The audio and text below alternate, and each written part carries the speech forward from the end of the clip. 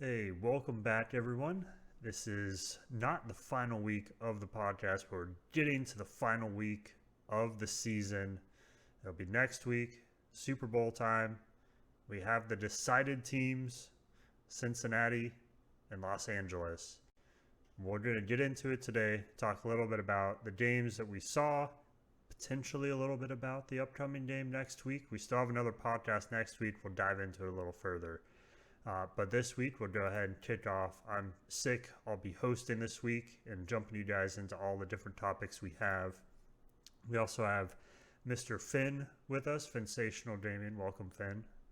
Hi, hello, hello, hi, hi, hey, hello, hi, Appreciate it.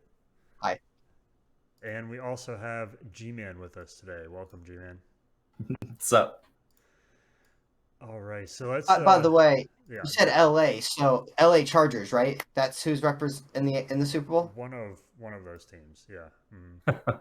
Yeah. All right, I just wanted to make sure we're on the same page. Yeah. hmm You got it.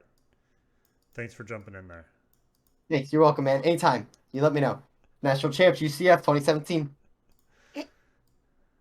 Yeah, that I think that decreases the credibility there. I don't think you can't go around shouting that out, man.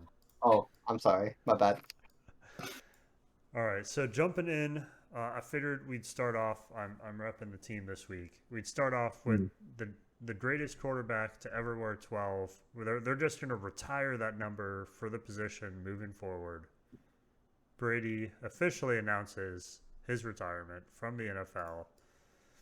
Can't wait for him to get a cushy seat telling us all the breakdown of all the plays in the upcoming seasons. I'm sure there's going to be some form of that. But I won't jump into my thoughts just yet. I'll let you guys maybe jump into your perspective on some of them. Finn, I may throw it to you first. What were your thoughts on Brady's choice of who he thanked and who he did not thank in his official statement there? Well, I think you have to go a little deeper than that because yes, he of course he thanked Bruce Arians, he thanked Jason Light, he thanked every staff member of Tampa, he thanked the Tampa Bay crew.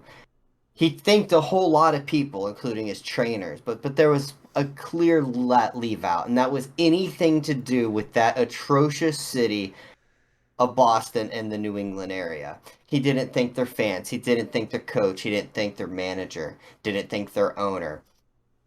But it was even worse than that because the picture that was used was when Tampa went into New England and beat Mac Jones and beat the rookie and made him look bad. So there was a clear dig at this team. I do not believe that Belichick and Brady left on great terms, and it's safe to say, of course, Belichick he got his little dig in as well by congratulating the quarterback that he drafted. So it was kind of fun as an outsider to see the relationship truly show its colors there at the end. Yeah, I know there was a lot of talk of that last game when Brady went to New England and beat New England. There was a lot of talk of after the game. I guess they had sat down and had like a private conversation for 10 or 20 minutes, and everyone kind of assumed, oh, they're burying the hatchet, they're getting over whatever this is, and yeah, clearly still some issues there. But yeah, I did like Belichick's response. I think he mentions Brady as like this humble quarterback I drafted in the sixth round, and look, now he's the best player in NFL history. Yeah, and I think Brady replied back a little dig himself, a sarcastic reply to that reply. So it's almost like I don't know, like a Cold War going on right now. They're not quite shooting at each other yet, but it's pretty much there, right? Saw a question that was asked on Twitter, and it was if Brady had the choice of which team he goes into the Hall of Fame for, which team do you think he would in fact choose? Would it be Tampa or would it be the team he was with for 20 years, New England? Can he go in for Tampa? 2 It shouldn't. seasons, one Super. I mean, yeah, he won the Super Bowl, but Players don't have the choice, so it's not. He Mhm. doesn't actually get to choose. But the hypothetical question was, if he could choose, which would he choose? I was gonna say. I mean, if you're comparing his tenure, yeah, there's no comparison. I mean, his Hall of Fame resume is with New England. What he Mhm. did in Tampa didn't do anything. But it is interesting because it does seem that he does not like the New England area, or at least doesn't like the coaching staff and stuff. Not, he probably is thankful for the opportunity and the fans. I'd laugh if he got in there and he did nothing but praise the Bucks when he went in with New England. That would be just icing on the cake. He Five better. years, 5 years from now, he's sitting there at the podium, the Hall of Fame like head thingy majigger, and he's like, "Yeah, I spent so many years in Tampa, and it was just incredible." Yeah, he's got to bring his +1 as Bruce Arians if that's. Oh yeah. Oh yeah. Oh yeah. That would be Or funny. or Antonio Brown. Oh man. um, yeah, I'll guess G-Man, you jumped in here a little bit. Any other thoughts you had around the announcement, around what you think is going to happen to the Bucks in the upcoming seasons with him now being out of the picture? I don't know what's gonna happen to the Bucks. Sick. I'm sorry.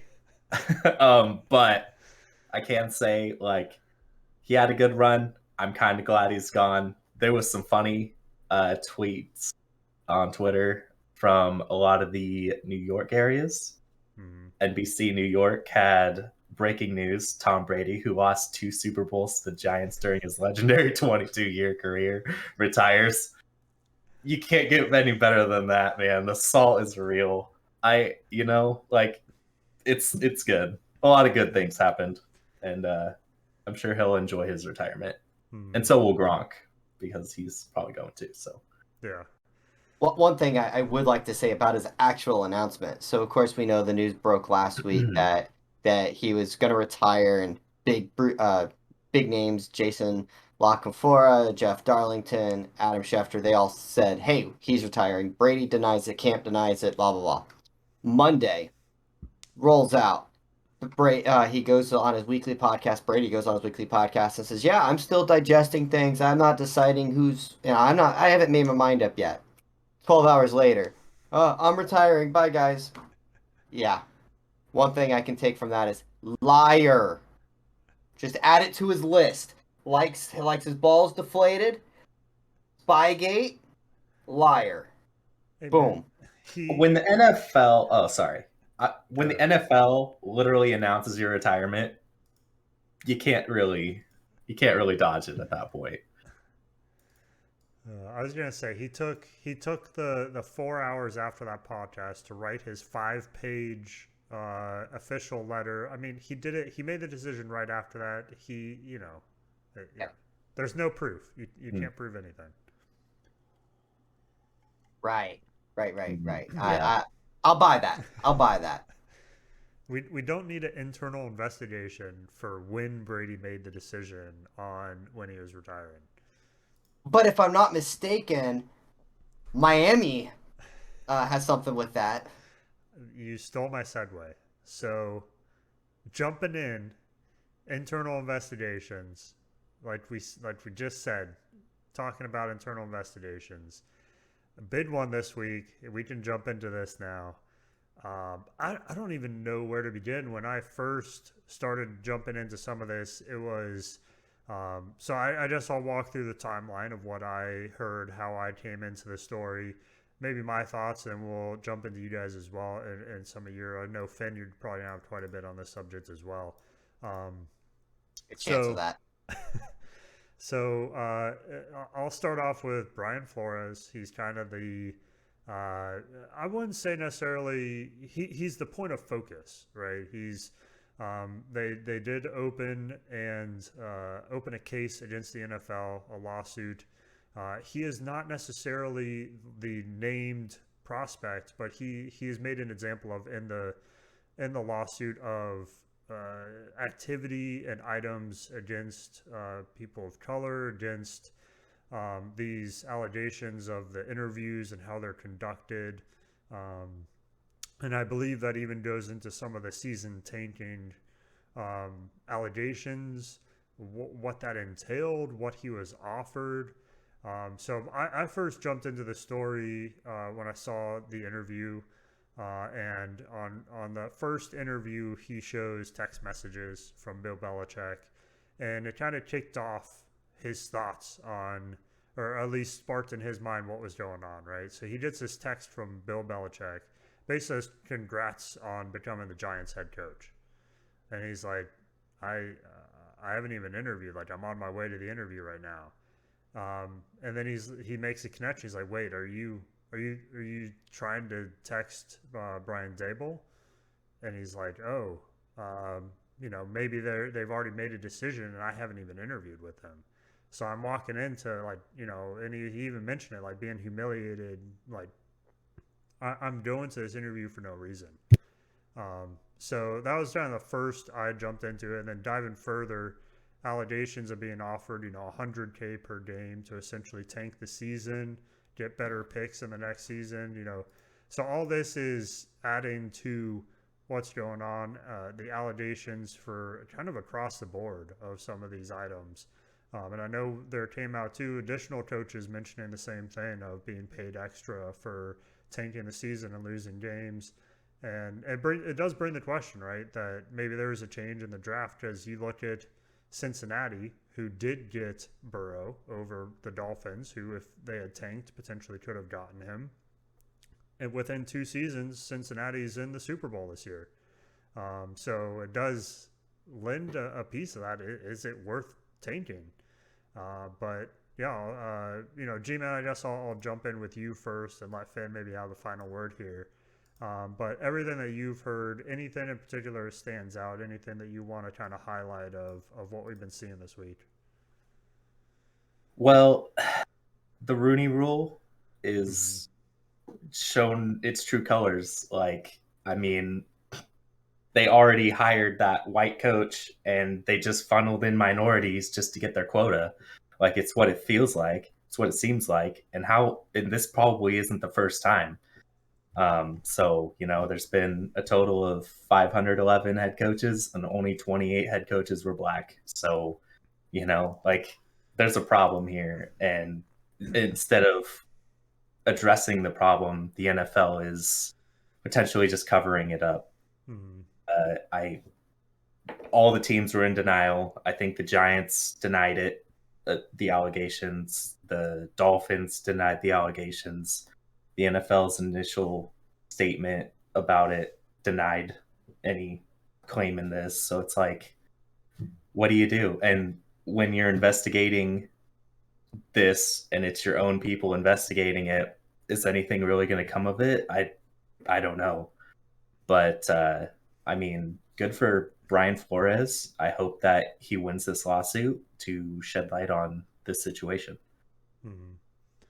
Yeah, and I think that's maybe part of it too, is just, even if he doesn't win, just bringing awareness to what's going on. And I do agree, good point bringing up the Rooney Rule, because I did hear talked about that too, that, part of it is if an African American coach, and I believe this is the case, Finn, you may correct me here, but you have to provide an interview if they apply.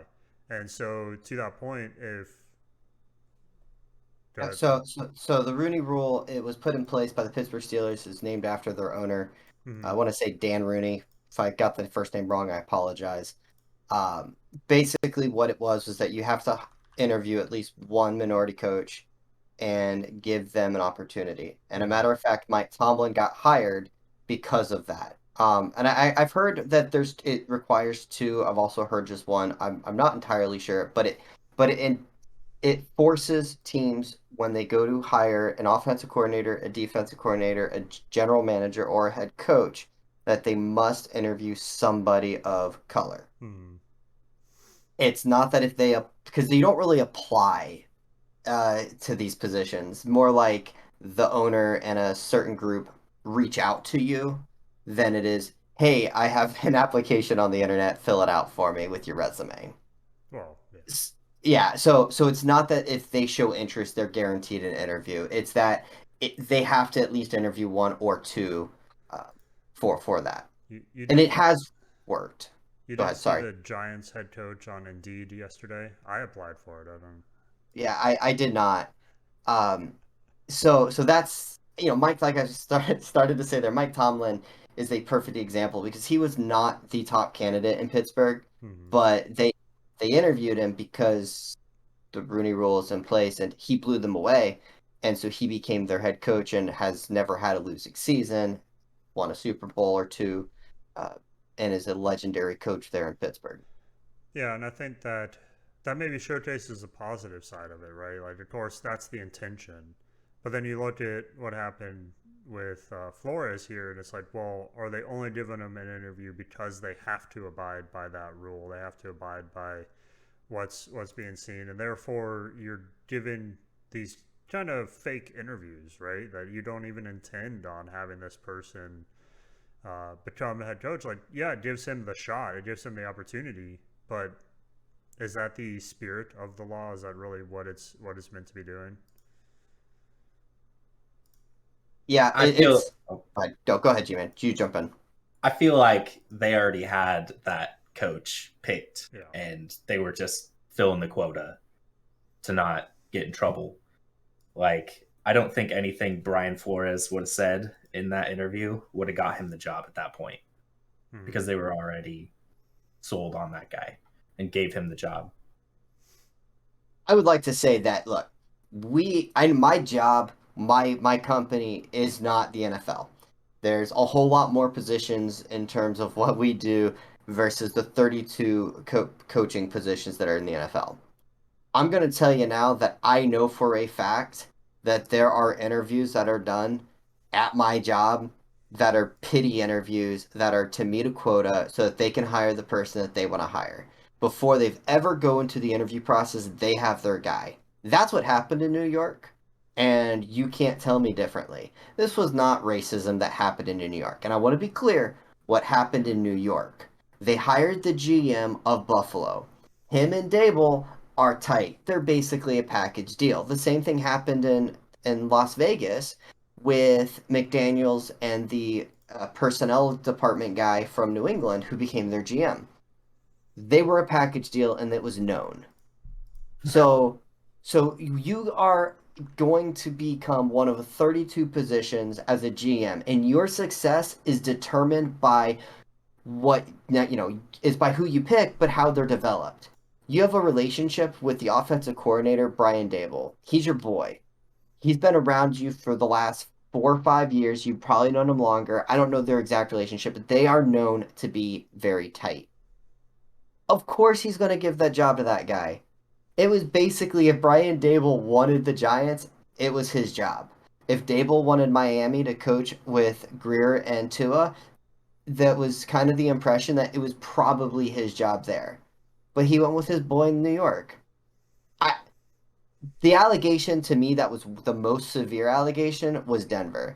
That was when his claim was that uh, the Denver Broncos head guy there, old quarterback John Elway. Elway, Hmm. Elway and their GM and their department showed up an hour late and were drunk, Hmm.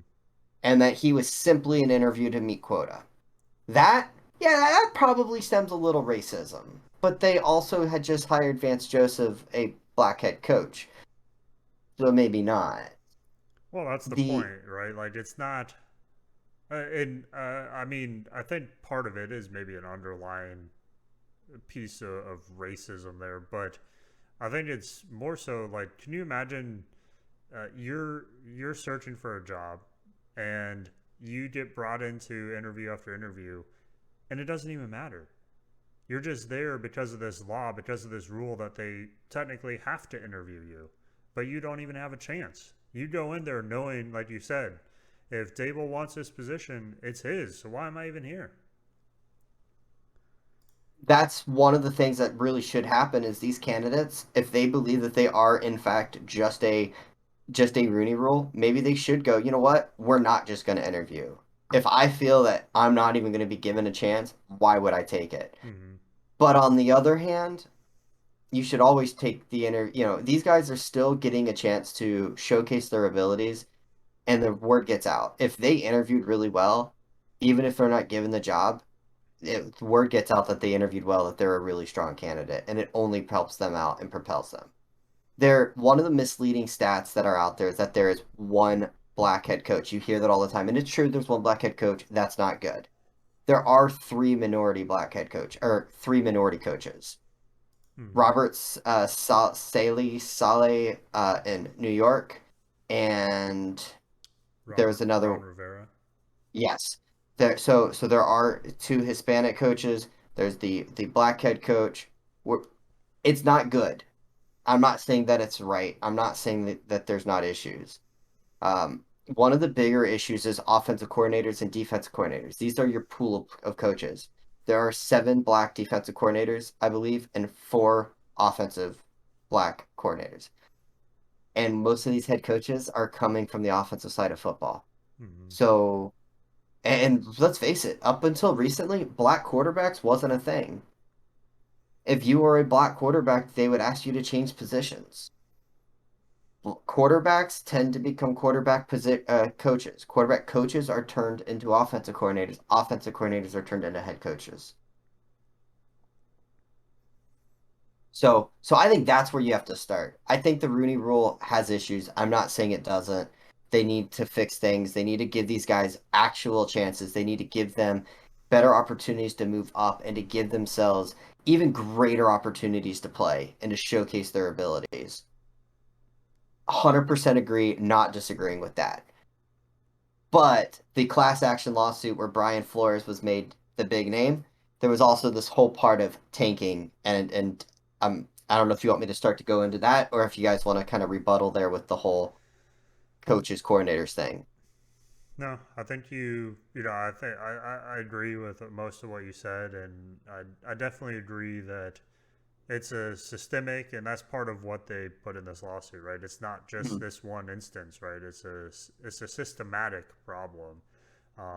So I definitely agree on that front, and yeah, I definitely wanted to jump into some of the tainting allegations too, because I know, and it doesn't seem as bad potentially from the Dolphins side, and I'll let you maybe jump into that as well. But G-Man, before we switch here, any final thoughts on that? No, I think Finn pretty much wrapped it up there.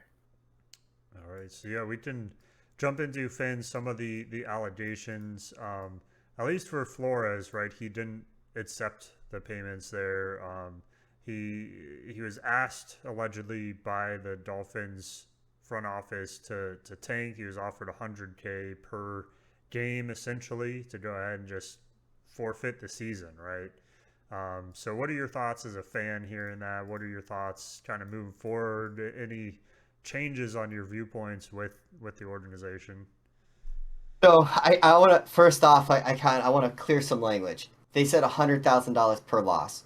So one way that this could have simply been packaged, and I'm going to defend Stephen Ross here for a second, and then I'm going to attack Stephen Ross here. It could have been packaged. Look, we are packaging these guys. We are shipping off a lot of talent. You are not going to have the type of personnel that you are going to have in year three. We are in a total rebuild mode, and we want to not incentivize you to lose. We want to understand that you are going to lose a bunch of games. So for every loss, we are still going to give you $100,000 bonus in reference. Nowhere did he even use the word tanking. That is the media taking that with the spin. When you say 100,000 per loss, yes, it's kind of deemed that it would be that to lose intentionally. With that said, it probably did in fact happen. Stephen Ross wanted the number one pick. He wanted to get his guy. He wanted to upgrade the quarterback. But there was also something else that got alleged in that suit, and I wanted to talk about it. In 2020, Brian Flores was asked to go to a yacht for a dinner on Stephen Ross's private yacht. In that, Stephen Ross gets there, Brian Flores is there, and Ross says, "Hey, just so you know that we are having a prominent quarterback come in, and we want to tamper and ensure that this guy comes to Miami." Well, what quarterback was that? It wasn't Deshaun Watson because the timeline doesn't add up. It was Tom Brady. Yep. Stephen Ross wanted Tom Brady to come to Miami, and Flores said, I refuse to tamper, although he was part of the organization with Deflategate, Spygate, and all the cheating scandals that occurred in New England, he was part of. So when did he decide to become above the law there? I don't know, but hey, you do you. You gotta give him second chances, man. You can't. Yeah. He's revised. Now, there was some speculation that Brady did not want Miami simply because of Flores. Also, there was talk about he didn't want Miami because Miami was in a total rebuild and it didn't make sense. He wanted to win. You weren't going to win in Miami year one. So, the tanking $100,000 per loss. I'm going to defend tanking for a second. In the NFL, the word tanking is bad. You get it's this horrible word and it's something you don't want. Great. In the NBA, it is praised. In the NBA, you see this year after year where they destroy contracts, they package money away so that they can go all in the next year. As soon as they're not good, they intentionally lose games, they rest starters, they sit starters so that they can lose so that they have a better odds of getting the number one pick. In baseball, we have the trade deadline, where if you are not a contender, you are shipping off all of your 1 year or 2 year guys for prospects, players, and draft picks. Why? Because you are retooling for the next few years. Is it really that bad that it happens in the NFL? It's just framed differently. It happens. Doug Pederson benched his starting quarterback to do it with Philadelphia. He got canned the next week, but he did it. Is it really, really that big of a deal?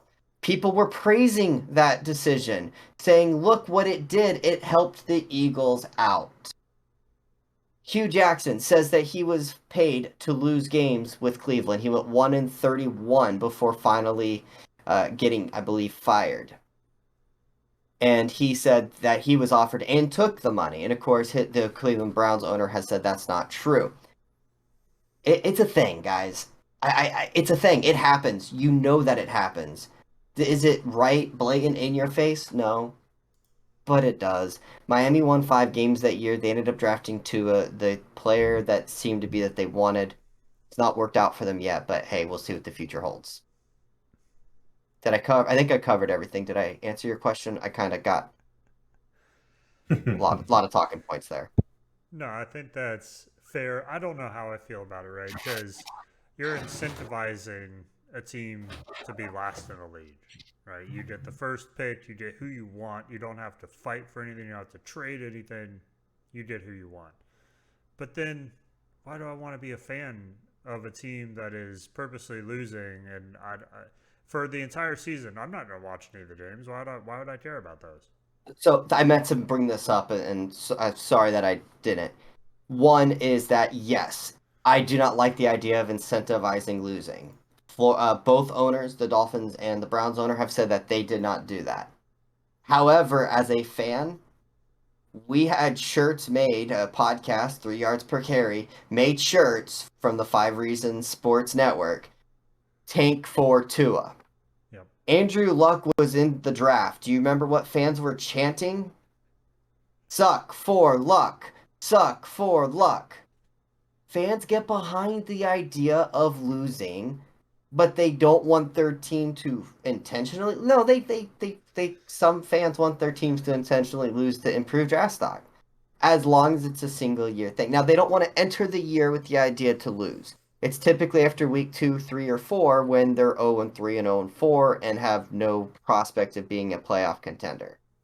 Fair enough. But I see it being a slippery slope, right? And I get it. The NFL's never going to condone it. It's always going to be quote unquote outlawed. But I mean, you get into this where there could be 2 or 3 teams tanking for someone, and it's like, okay, half the games now don't matter. Half the teams don't matter. So it's like, I just don't want to get to that point. Players and coaches do not tank. Yeah. And I will never the coach, the Cleveland Browns coach Hugh Jackson, who said that he took the money to tank, I call him a flat out liar. I do not believe that, and here's why. That's the end of your career. Like, who's going to hire you? not just who's going to hire you, but you are based and you're if you do not work out, you're not getting a second chance, Yeah. right? And because you get based on what you did in the past as well as what you're going to do in the future. Yeah, some guys get fired and then they learn. Belichick got fired from Cleveland, went on to New England, one of the best coaches to ever do it. But if he were to have tanked and had an 0-16 record on his belt, do you think he gets that second job in New England? No. Coaches don't tank, players don't tank because players aren't even going to be guaranteed to be on the team next year.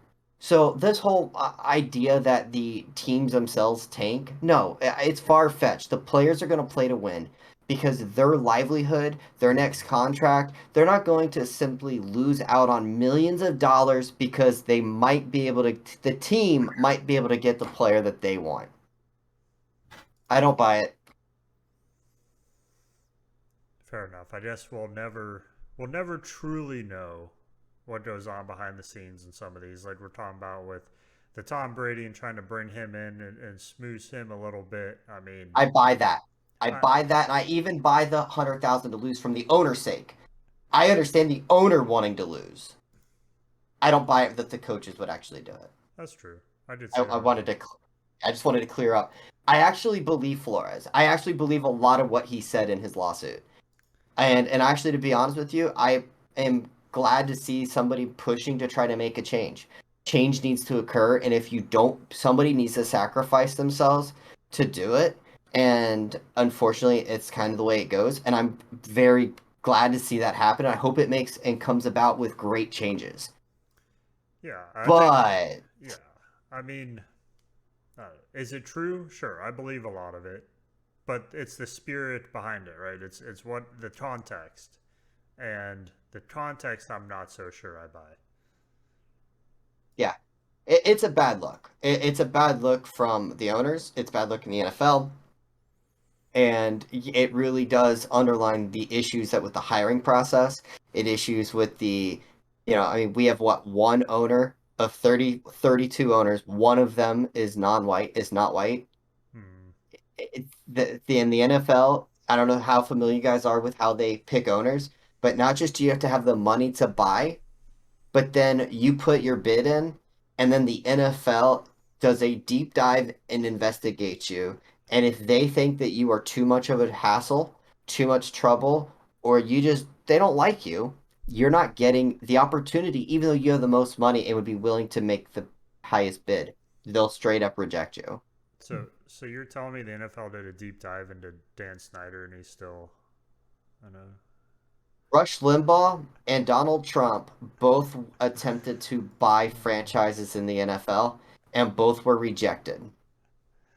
Hmm. And they were the highest That bid. that That's all I'm gonna say. I don't know if that's. I think that speaks more to those people than. Never mind. We're getting off topic. I'm simply saying that Buffalo Bills were Donald Trump tried to buy the Buffalo Bills back in the 70s or 80s. Wow. All right. Getting back on topic. Go ahead, G man. Sounds like you have. Okay. So I get the lawsuit, but the problem is there's no paper trail. So even if he said all these things, there's no proof. So it's Brian Flores versus Miami Dolphins, and it's all hearsay. Hmm. It's all, there's no email chain. There's no, I mean, there's text messages on from Belichick about something completely different, but there's none of on this that we know of. Um, Witnesses. there's That witnesses. that is what the lawyers of Flores has said that they have witnesses. And there was an article published by one of the Dolphins beat writers, I believe, that spoke to somebody who overheard the conversation from Ross, supposedly, Okay. allegedly. I don't know what Well, word we were supposed to use. is that enough? Is that enough though? No, it's not enough. I like I I want to give him the benefit of the doubt, and I hope he wins this suit, like I said before. But on this half of it, I just don't see him winning it. I I don't see think him winning it, and it I think sucks. one thing too that we got to be careful is we're saying he's suing. It's a class action lawsuit. So this is like going in and Walmart selling bad chicken. And so if you bought chicken from Walmart in the past year, you are eligible for this money. That's the type of lawsuit that's being made. It's Mhm. not Flores, it's a class action. Yeah. Just to kind of clarify, not to. He's the main example, the main activity that they want to highlight of what's occurring. Yeah. And anytime you make a class action like that, one person or a group of people have to be the face, and Flores is that. Hmm. Okay. Yeah. Yeah. So I Well, just wanted to clarify with what was being said that hope he wins. It would be that that all black coaches who had ever been wronged win. Hmm. yeah. And that's basically that's important, that goes through. I just hope that the NFL just doesn't slither out of this and something actually gets done about it. But Yeah. I mean, stuff gets brushed under the rug all the time. So it wouldn't surprise me if nothing came of this. Yeah, I think that's kind of, and I mean, this is right. This is like the first stage of it. There's going to be, I'd be surprised if this isn't around next year, the year after, as we're diving further into it. They'll delay it. They'll do whatever they can, right? But I think that at least, I hope they can bring enough evidence that even if it doesn't win in court, it showcases like, hey, there's a problem here. Like, there's clearly a problem.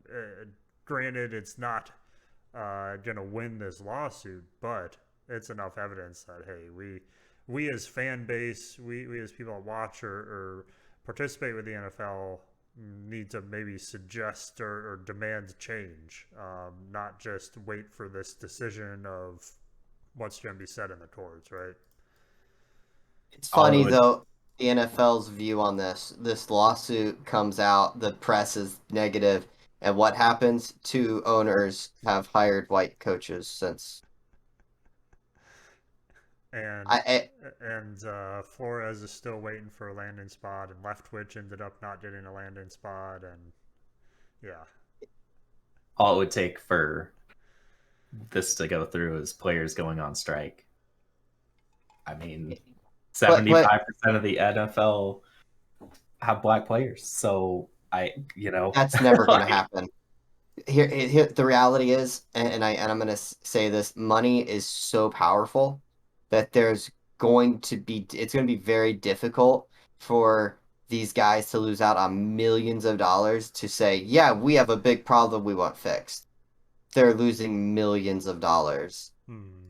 I'm not saying it's right. I'm saying that ultimately you're gonna have to see a change from the ownership. And when I was talking about the owners, I was trying to make the point that they're all white, they're all old white men, and even if they were to do a look inside, I mean it's difficult. They're not diverse, and so when they're the ultimate deciding factors to make decisions, it's difficult to have diversity because they're not a diverse group. They're old and they're white, and that's just a reality. And organizations are selling for. I mean, the Denver Broncos are now up for sale, an estimated worth of $4 billion. How many people in the world can truly afford to buy the Denver Broncos? basically. Another white guy.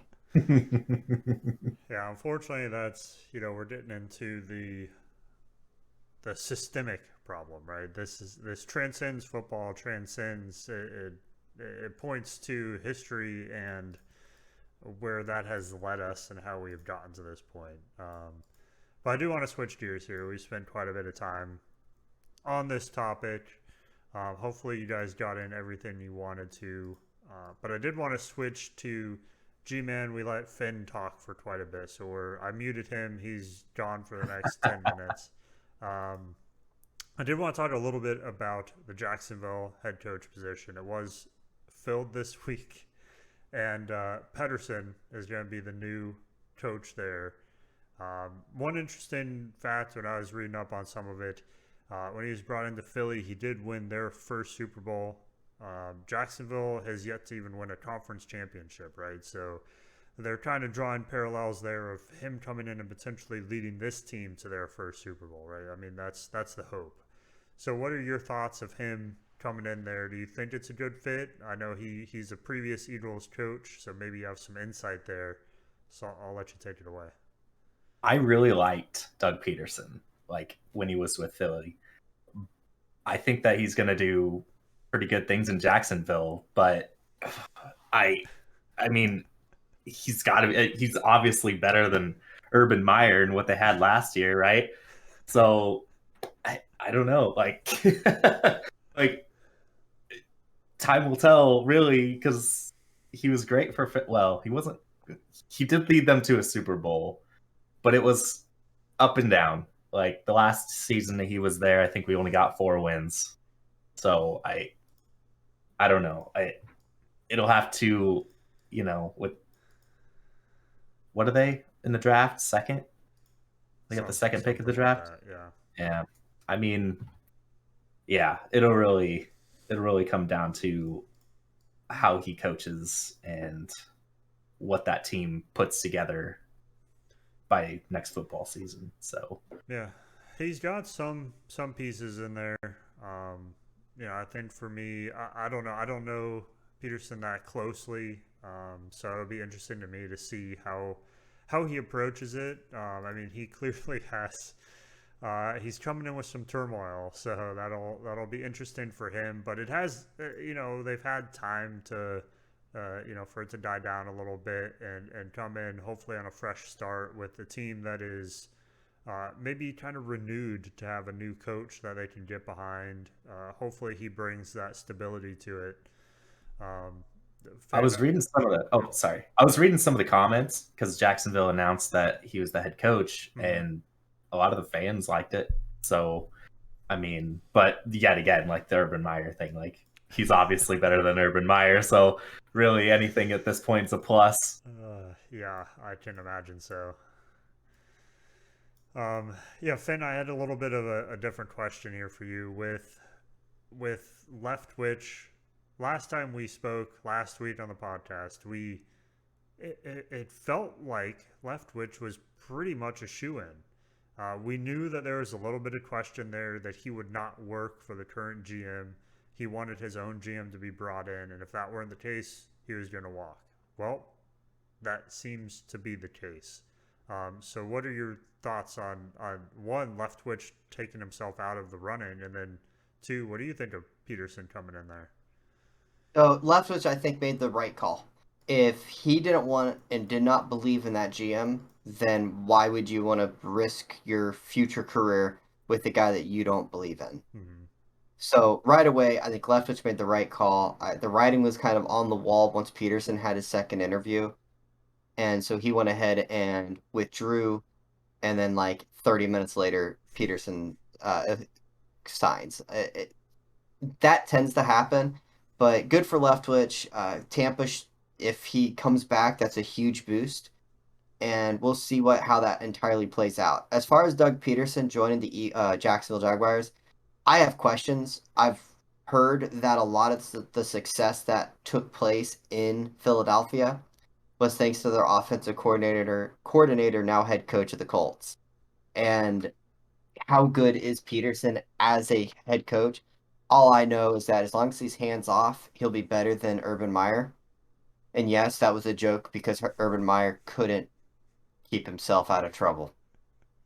But I do wonder what that terms of development going to be for Trevor Lawrence. That's going to be the most important piece in future success. Mm-hmm. There's also talk about not Mike Zimmer, the old GM of the Vikings, that the Jaguars were going to try to bring him in as like a personnel guy, kind of a VP overseer thing, and that would be such a good move and would help take off a lot of the pressure of Balk, who has been awful as a GM.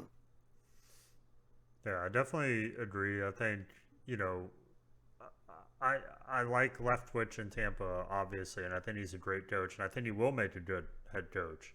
I know it's hard to predict, but he's kind of showcased he's getting there, right? He's working his way into it, and I do think it was a good decision for him to step into it and on his terms, on what he needs and what he feels he's going to be successful with. And I think that speaks too of again the maturity of stepping into the head coach role. He knows what he wants. He knows how to get there, and he's going to wait for that correct opportunity to get into that position. Personally took that stepping away to show me that he's probably going to be a very good coach Yeah. at whatever organization he ultimately decides to sign with. I- Also, the GM that I was talking about was Rick Spielman. I looked it up. I couldn't think of his name. But if the Jaguars can get him, that would be a huge boost to that organization. Gotcha. Yeah, I definitely agree on all fronts there. Yeah, we can jump into kind of the last segment here. We're going to go over some of the previous games. Has been a week since the games here, but man, there were some crazy finales, and I know one that was tough prediction, but one of the top teams that we thought for sure was going to be in. All three of us picked them, and yeah, the curse remains. So that is to be seen here. So first, I guess we can jump into San Francisco and the Rams. So, man, from my perspective, the first thing I think of when I jump into this game is the drop of the interception that was in his hands. Like, to me, they win the game. If he can intercept that ball, they are in the Super Bowl. And I can't imagine what's going through his mind, what went through his mind in that moment, and then even afterwards, I can't imagine the feeling of letting your team down. And I know they're still behind them. I know they're still, but man, that was the first thing that jumps in my mind. G-Man, I'll let you jump in too. So for reference here, I'll jump in. I did pick the 49ers to win. I was incorrect. G-Man and Finn, you both picked the Rams. Point for you guys. But G-Man, walk us through what are your first thoughts on that game, and what were you thinking coming out of it? How is Garoppolo on that team, man? If you take away the last two drives, okay, I felt like he just still ran wasn't great. Debo Samuel and Elijah Mitchell the entire game. I mean, Am I wrong? He basically killed Debo. Like, I mean, I know it was the Debo show. Like the Rams couldn't stop him.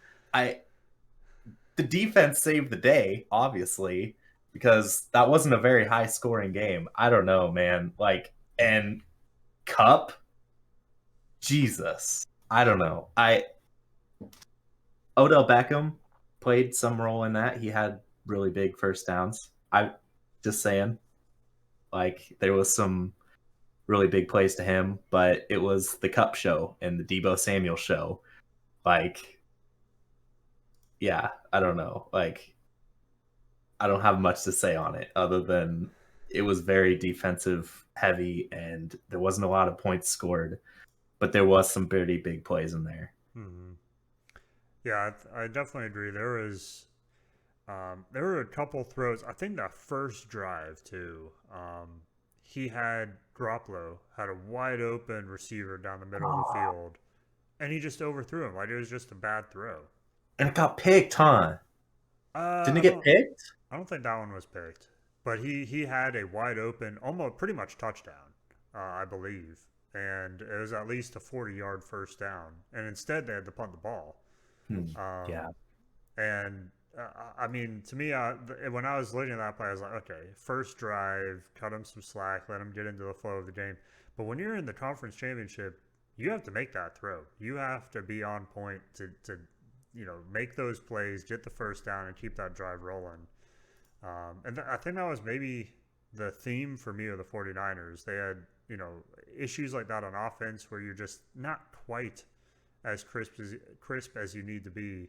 And same on defense with the dropped interception and stuff like that. These decide if you're going to the Super Bowl or not, and they just could not get them done. Finn, your thoughts on the game there? When you have a quarterback as limited as Jimmy Garoppolo is, you have to have everybody function at such a high level, or else your team loses. And that's the difference between a pro all-star great quarterback and an average one. is the margin of error is just less. Mm-hmm.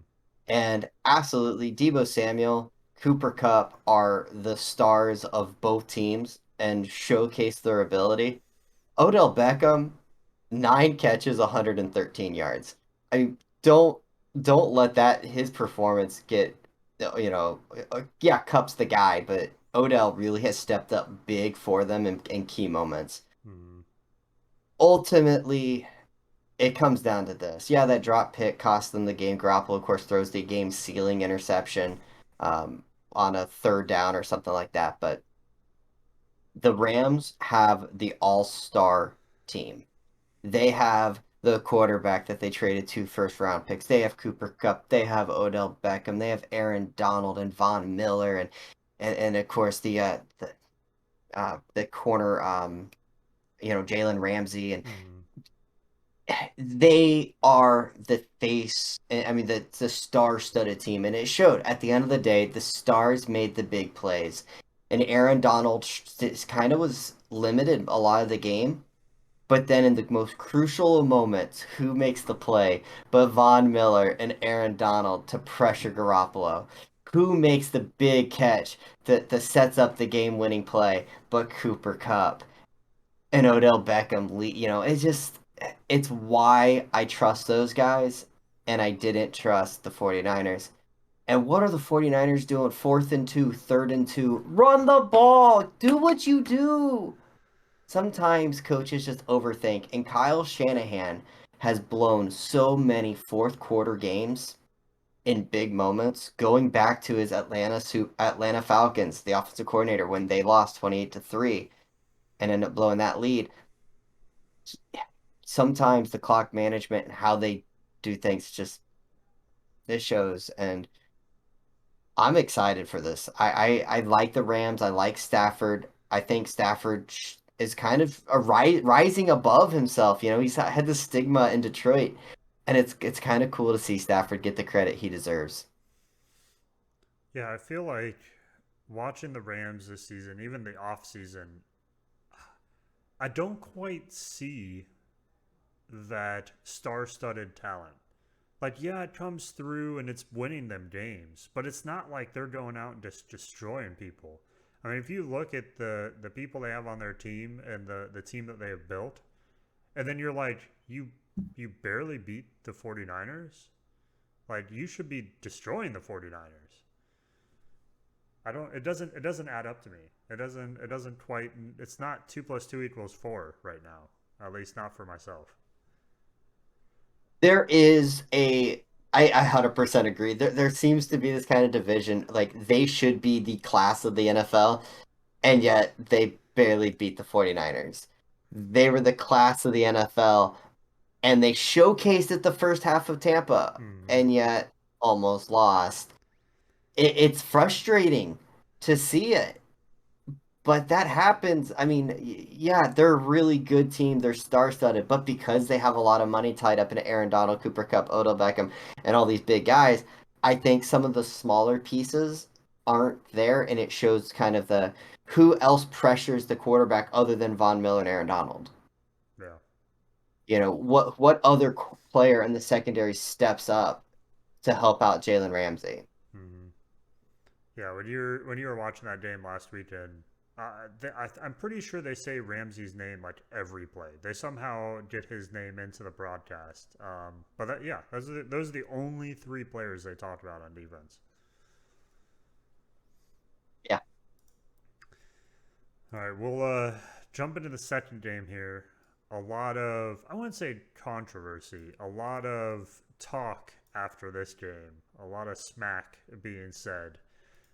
So we all picked the Chiefs heading into the second game. I believe we all basically said there's no way that Cincinnati comes in here. Finn always caveats everything he says that it's the NFL. Anyone can win on any given day. I don't. It doesn't count, Finn. You picked the Chiefs. Did. But I do want to go back in time. In the first game of the playoffs, I said the Cincinnati team is a Super Bowl contender. That doesn't give you a point. Yeah. Doesn't give me anything, but just pat myself on the back. And I thought this game would be close, and ultimately I thought Kansas City would come out on top. They kept it close. Yeah, for sure. Man, that so heading into halftime, the game was going pretty much as we thought it would. Kansas City was, I mean, they weren't destroying them, but it was a struggle for Cincinnati. And then heading into the second half, which, I mean, Cincinnati's been a second half team. They say it themselves, even though they don't want to be. That tends to be their MO. And they just came out and dominated. One field goal for the Chiefs. That was all that was allowed in the second half. Going to overtime, they fail to score. They get the ball first. The Chiefs do. Fail to score. Cincinnati drives down and gets a field goal with a rookie kicker that hasn't missed yet in the postseason. I think he has 12 field goals and he still has yet to miss. But Finn, you look like you don't quite know what to say in this game. 21-3. It was looking like Kansas City is going to run away with it. I made a joke saying that, yeah, I was, the Cincinnati didn't stand a chance. And then, of course, the third down play, second down play, 5 seconds left at the half, and Patrick Mahomes throws the ball to Tyreek Hill behind the line of scrimmage. He gets tackled at the 1, and you can go ahead and point your finger right there and say, "Uh-oh." And it almost looked like Kansas City was like, "I've blown a lead to this team before. We need to figure it out." And it just they just looked, they were a different team. They were like the team that we were asking earlier in the year if this team was in trouble. And it was the team of two halves, but it was in this game the team of two halves. I I walked out of there going, I don't know what I just witnessed. Mahomes has been at an ungodly level for so long, and yet he looked human. The offense that scored at will couldn't even muster a few first downs. And how fitting for it to end on a tipped pass going into the arms of a Bengal, and they ended up coming through and winning it. Andy Reid has blown now several 18-point leads in his career in the playoffs. Andy Reid is known for bad clock management and allowing leads to escape. And this has been his MO. That's why he was run out of town in Philadelphia. And it showed its ugly head this game. And Chiefs fans, you have a fun offense, you have a fun coach, there's a lot of good, but you gotta be worried. This team should be a dynasty. Mm-hmm. And they're sitting at home. I think you hit on the biggest thing for myself that I felt in the second half. Kansas City was playing not to lose. They weren't playing to win, they were playing not to lose.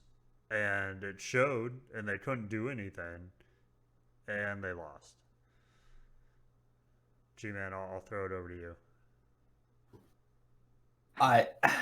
You guys basically covered most of it, but I feel like after halftime, when they're in the locker room, they made adjustments. They came out, and the defense looked totally different than it did the first half. And 11 points, just over 2.5 minutes on the Chiefs. I don't know what to say. Like, the Chiefs just couldn't stop them. 3 points. How do you go from scoring 20 plus points in the first half and only scoring 3 in the last minutes of the game to put it into overtime? Yeah, I don't know. Like, good on the Bengals for that win. That was pretty good win for them. I'm glad they're in the Super Bowl. Yeah, I think to me, like we're talking about the dynasty, I mean, Burrow looks good. He looks pretty good in the postseason for a sophomore quarterback. I mean, I don't know. I'm looking forward to seeing him 5-6 years from now and where he, I see an Aaron Rodgers, a Tom Brady out of him. So I'm excited to see where the NFL leads him as well. I definitely and I'm gonna take some heat for this because I also think he looks good and he's got this moxie about him. But when I look at his stats and you look at his actual performances, Mm-hmm. they are very Brady-like. And what I mean by that, not near as good as people want to say that they are. I mean, that game he threw 250 yards. In this divisional game, 250 yards. Yeah, he had a big divisional round against um, the Titans there. He threw for Mm-hmm. 348 yards, but no, if I'm not mistaken, was it no touchdowns? I don't think he threw any touch. Yeah, he didn't throw any touchdowns. So like, yeah, he's got this moxie. He wins. He brings from back behind, and he's got this. But he also doesn't do much. It's very Brady-esque. I will say. I mean, I think so. I mean, we did into we talked about analytics one week. It's the same thing. Like, yeah, it's stats. I get it. He may not look great on paper, but he's winning games. He He was goes sacked out. 9 He times. finds a way to win. What was that? Defense and running game have really covered up some of the mistakes he's made, but he's also made the big play when needed, and I'll give him that credit. Hmm. What were you jumping into, G-Man? I was just saying he was sacked 9 times. Like that can't be all on the defense. But he still won. I Does it think his matter? completion percentage is like 70%, something like that is what I heard. But I don't know. Like he's pretty dang accurate when he needs to be. I'll give him that. Hmm. But you don't usually win when you get sacked 9 times a game. Like and that shows. Like it shows. And even in the Chiefs game, I saw him throw it away at least 3 times, to not get sacked. He also threw the game away if the Chiefs defender could just catch the ball. I mean, that was one of the worst throws I've ever seen in my life. Yeah. Yeah, so I mean, Burrow's good when he needs to be, but I he's got a lot to prove. For sure. That's why I said 5 years from now. I'm not talking about next season yet. It'll be a little bit for him to develop. I mean, well, he's in the Super Bowl, so can you really say too much about it? Potential Super Bowl champions, Yeah. the Bengals. How's that going to taste? Like They went from the first playoff win in 30 years to potentially a Super Bowl win. yeah, that's crazy. All right, so like I said, we'll jump into Super Bowl next week. We'll dive into some of the potential, information from press conferences, things that are going on around the Super Bowl, just in general. Jump into our picks next week, breakdowns of the teams. Finn, I know, already has his team picked. He's ready to go with this pick, but hold on, Finn. Just one All more right, week here. all right, I'll do my best. All right, so we're going to wrap up for today. I think we hit on everything that we needed to really talk about. As always, I've had my final thoughts throughout the hosting here. So I know G-Man's final thoughts. So we'll save G-Man. Finn, you'll go first. What are your final thoughts? Final thoughts is just how big of a joke the Pro Bowl is. That's why I don't even watch it. I don't even count it as a game. Mac Jones is a Pro Bowl player. Shoot, I'm a Pro Bowl player then. Let's go. Okay, I'd like to see that. G-Man, your final thoughts here. So I actually have 2 things. One, Stafford being in the Super Bowl is as close as the Lions are going to get to the Super Bowl. And 2, the Washington Commanders. We never talked about that. I just want to talk about how gross that name is. I didn't Like whoever came up with that should be fired immediately. Get out of the building. We don't want you here. Now we gotta chant for the Washington Commanders. Gross. It's cringe. I hate it. Just stay the Washington football team. WTF, mate. Yeah, right? And that's my final thought. Yeah, I think we. I mean, what are they commanding? The bottom of the division? Like, they're either third or fourth. There's no in between.